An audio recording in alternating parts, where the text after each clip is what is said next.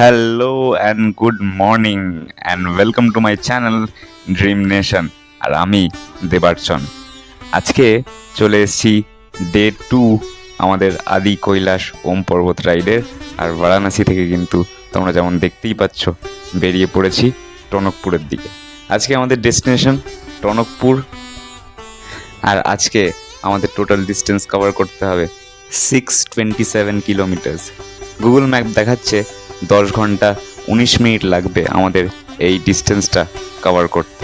আর কালকে রাত্রেবেলাই আমরা বারাণসীতে বসে টনকপুর ট্যুরিস্ট লজ মানে KMVN-এর যে ট্যুরিস্ট লজ টনকপুরে সেটা আমরা বুক করে দিয়েছি।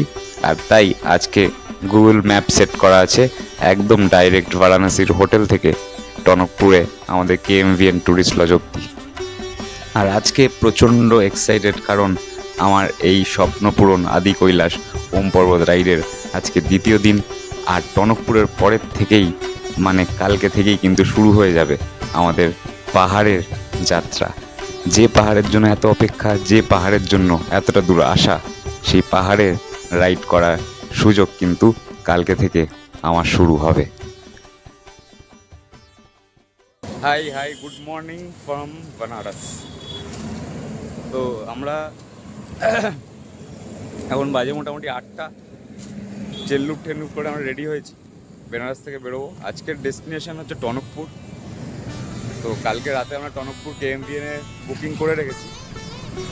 আর আজকে আমরা ব্রেকফাস্ট করে যত তাড়াতাড়ি সম্ভব বেরিয়ে যাব। চেন ক্লিন করে আর চেন লুপ করে মোটামুটি বাইকগুলো আমাদের রেডি হয়েই আছে। আর তোমরাও যারা লং রাইড করো তাদের জন্য একটা সাজেশন, সেটা হচ্ছে চেন ক্লিন করার জন্য যেমন আমি ইউজ করি WD-40 আর চেন লুব আমি ইউজ করি ক্যাস্ট্রলের। তোমরাও তোমাদের নিজেদের প্রেফারেন্সের মতো চেন লুব ইউজ করতেই পারো। আর চেন ক্লিন করার জন্য কিন্তু WD-40 যথেষ্ট। আর লম্বা রাইডের ক্ষেত্রে যেটা সুবিধে হয় সেটা হলো যে চেন লুব আর চেন ভালো করে যদি পরিষ্কার করা থাকে এবং সেটা যদি ভালো করে লুব করা থাকে তাহলে কিন্তু বাইকটা খুবই স্মুথ চলে এবং সেটা কিন্তু হাইওয়েতে চালাতে বেশ ভালো একটা ফিলিং দেয়। বাইকের লাগেজ লোড করা হয়ে গেছে। আর এই হচ্ছে আমাদের আজকের ব্রেকফাস্ট, রুটি আর আলু ভেন্ডি ভাজা। এই ব্রেকফাস্ট করে আমরা আজকে বেরিয়ে পড়ব টনকপুরের উদ্দেশ্যে।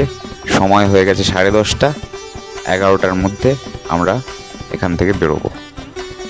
আজকে আমরা যে রাস্তাটা দিয়ে টনকপুর পৌঁছবো সেই রাস্তাটা একটু তোমাদের বলে দিই। গুগল ম্যাপের স্ক্রিনশট তোমরা স্ক্রিনে দেখতেই পাচ্ছ এবং এই রাস্তাটাই আমরা ফলো করেছি। তাও একবার আমি বলে দিচ্ছি, বেনারস থেকে জৌনপুর, সুলতানপুর, লখনৌ, সীতাপুর, লখিমপুর, খাতিমা হয়ে কিন্তু আমরা আজকে টনকপুর পৌঁছবো। এবং এখানে সবথেকে ইন্টারেস্টিং ব্যাপার হচ্ছে আমরা কিন্তু পিলভিটটাকে অজান্তেই বাইপাস করেছি। মানে আমরা জানতাম না যে পিলভিটটা বাইপাস করা যাবে, কিন্তু রাস্তায় কিছু ঘটনা ঘটে এবং একজন মানুষ আমাদেরকে অনেকটাই হেল্প করেন, সাহায্য করেন এবং সেই জন্য কিন্তু আমরা অনেক রাত্রিবেলা পিলভিটটাকে বাইপাস করে টনকপুর পৌঁছেছি। কিভাবে করলাম, কখন জানতে পারলাম, সব কিছু বলবো এই ভিডিওটা সাথে।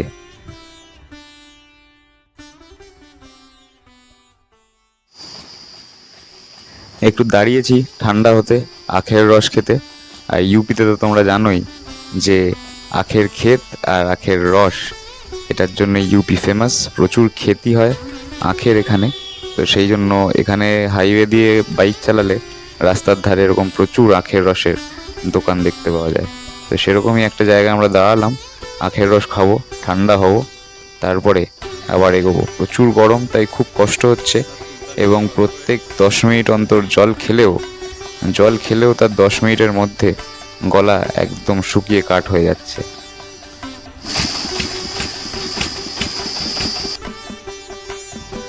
আর সময় হয়ে গেছে 6:27।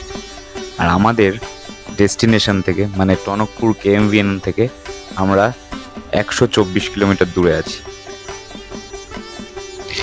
ঠিক যে জায়গাটা আমরা দাঁড়িয়ে আছি এখানেই একজন ভদ্রলোক কিছুক্ষণ আগে আমাদেরকে এসে এই পিলভিট টাইগার রিজার্ভটাকে বাইপাস করার জন্য একটা রাস্তা বলে দিলেন। এবং গুগল ম্যাপেও আমরা সেই রাস্তাটা দেখেই এগোচ্ছি। তো যদি আমরা এই পিলভিট টাইগার রিজার্ভটা বাইপাস করে বেরিয়ে যেতে পারি তাহলে কিন্তু আমাদের অনেকটা সময় বেঁচে যাবে। পিলভিট টাইগার রিজার্ভ বাইপাস করে কিন্তু আমরা টনকপুরের দিকে এগিয়ে চলেছি। আর 60 কিলোমিটার মতো রাস্তা বাকি আছে। আশা করি আর 1 থেকে 1.5 ঘন্টার মধ্যে আমরা পৌঁছে যাব টনকপুর KMVN।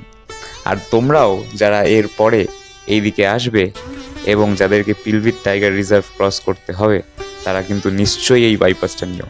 তার কারণ এই বাইপাসটা নতুন হয়েছে, প্রচণ্ড স্মুথ রাস্তা। আর যেটা আমাদের ক্ষেত্রে যে সুবিধাটা হলো সেটা হচ্ছে যে পিলভিট পৌঁছতে আমাদের প্রায় রাত 8টা বেজে গেছিলো এবং তাই জন্য একটু ভয় লাগছিল। তাই এই বাইপাসটা কিন্তু আমাদেরকে অনেকটা হেল্প করলো। আর এখানে আরেকটা কথা বলতে চাই যে জীবনে এরকম অ্যাডভেঞ্চার করলে, রাস্তায় এরকমভাবে বাইক নিয়ে বেরিয়ে পড়লে আমি জীবনে একটা জিনিস দেখেছি, যেরকম প্রচুর মানুষের সাহায্য পাওয়া যায়। যেমন আমরা ওখানে এমনি দাঁড়িয়েছিলাম, আমরা কিন্তু ওনাকে জিজ্ঞেসও করিনি, কিন্তু একজন ভদ্রলোক উনি আমাদেরকে দেখে ঘুরে এসে আমাদের কাছে ব্যাক করে এসে কিন্তু আমাদেরকে এই সাজেশনটা দিলেন, কারণ ওনার দেখে মনে হয়েছিল যে আমরা যাচ্ছি টনকপুরের দিকে। তাই সেটা মনে হওয়াতে উনি কিন্তু আমাদেরকে পিলভিট টাইগার রিজার্ভটা আমরা কীভাবে বাইপাস করতে পারি উনি নিজের থেকে এসে আমাদেরকে বললেন। তো এইগুলো পাওয়া, এইগুলোর জন্যই রাস্তায় এইভাবে বাইক নিয়ে বেরোনো, এই এক্সপিরিয়েন্সগুলো করার জন্যই এই অ্যাডভেঞ্চার করা।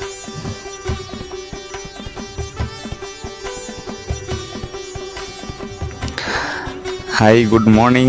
আর গতকাল রাতে আমরা পৌঁছেছি টনকপুর প্রায় 10টা 15-এ, তাই জন্য আর তখন ভিডিও বানানো হয়নি।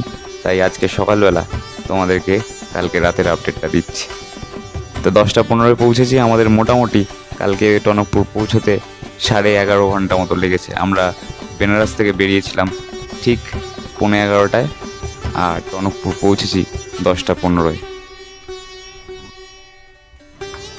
আজকে চেন লুপ করে ব্যাগ লাগেজ সব কিছু রেডি করে মোটামুটি রেডি হয়ে গেছি। এখন শুধু লাগেজটা বাইকে বাঁধা বাকি আছে আর ব্রেকফাস্টটা করে আমরা বেরিয়ে পড়বো পিথারগড়ের দিকে। আর আজকে কিন্তু আমাদের পাহাড়ের জার্নি শুরু হয়ে যাবে। আজকে থেকে আমরা পাহাড়ে উঠতে শুরু করব, তাই প্রচণ্ড এক্সাইটেড। আর এই হচ্ছে টনকপুর ট্যুরিস্ট লজ। তোমরা যারা টনকপুর আসবে তারা কিন্তু এই গভর্নমেন্ট ট্যুরিস্ট লজটা নিশ্চয়ই ট্রাই করতে পারো। এখানে 2000 থেকে 2200 টাকার মধ্যে কিন্তু তোমরা খুব ভালো রুম পেয়ে যাবে।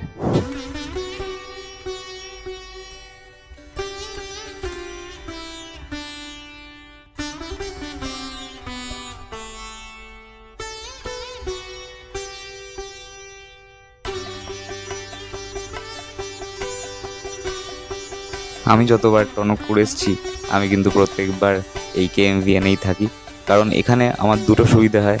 একটা হচ্ছে বাইকগুলো রাখার খুব সুন্দর পার্কিংয়ের জায়গা আছে, এবং দ্বিতীয়টা হচ্ছে এটা একদম মেন রোডের ওপরে।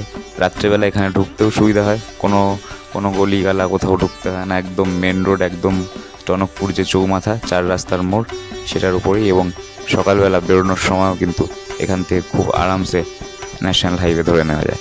আর আজকে আমাদের স্টে হচ্ছে পিথারাগড় থেকেই আমাদের এবারের ইচ্ছে আছে এবং আমাদের পরিকল্পনা আছে যে ওখান থেকেই আমরা পারমিটটা বানিয়ে গুঞ্জির দিকে এগিয়ে যাব। তাই আজকে আমরা পিথারাগড় পৌঁছবো। গুগল ম্যাপ বলছে 4 ঘন্টা 8 মিনিটের রাস্তা, 145 কিলোমিটার রাস্তা।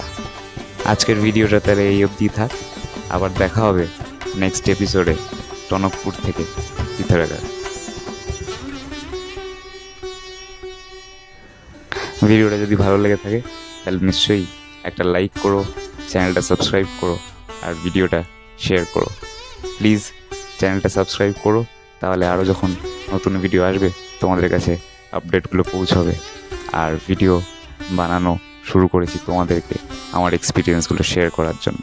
তাই এক্সপিরিয়েন্সগুলো যদি তোমাদের অবধি পৌঁছে দিতে পারি তাহলে খুবই খুবই ভালো লাগবে। Thank you for watching. আবার পরের একটা এপিসোডে দেখা হবে।